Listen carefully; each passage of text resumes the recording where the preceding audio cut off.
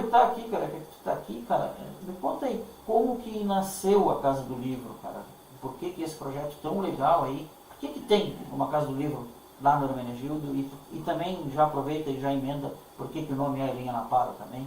Vamos falar principalmente para aquelas pessoas que não sabem, né, que existe essa estrutura. A Elinha Naparo, vou começar pela professora, que demos o nome. A Elinha Naparo foi a primeira professora da escola 34 do Hermenegildo. Né? Então ela foi a primeira professora, que era a escola no clube, né, no primeiro clube. Ali era a escola. Então, por isso, Elinha Naparo foi uma indicação, uma orientação do próprio Homero. Né?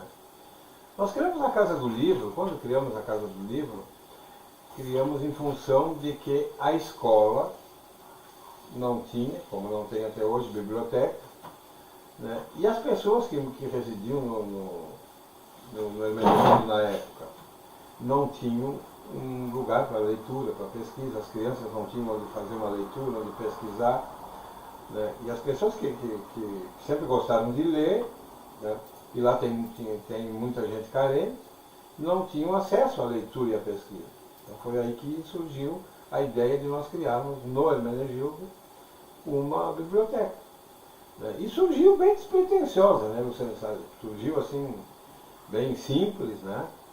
E foi crescendo, né? E hoje, a partir de fevereiro de 2009, porque nós inauguramos em 17 de janeiro de 2008, que nós abrimos as portas, né, da biblioteca.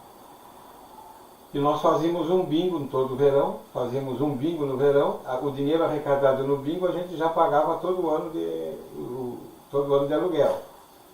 Tá? E assim a gente foi indo até que o Homero conseguiu, sempre o Homero, conseguiu via prefeitura um convênio para nós sermos lá o posto dos Correios. Né? E aí nós conseguimos, aí entrou uma verba, que entrava na época R$ 1.200, né?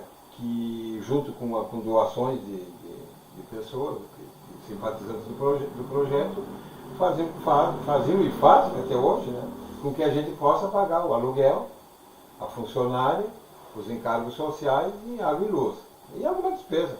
Tu vê, agora nas vendas de livro, quando a gente faz os projetos, as vendas do livro, o dinheiro entra para a Casa do Livro. Então isso nos ajuda muito. Né?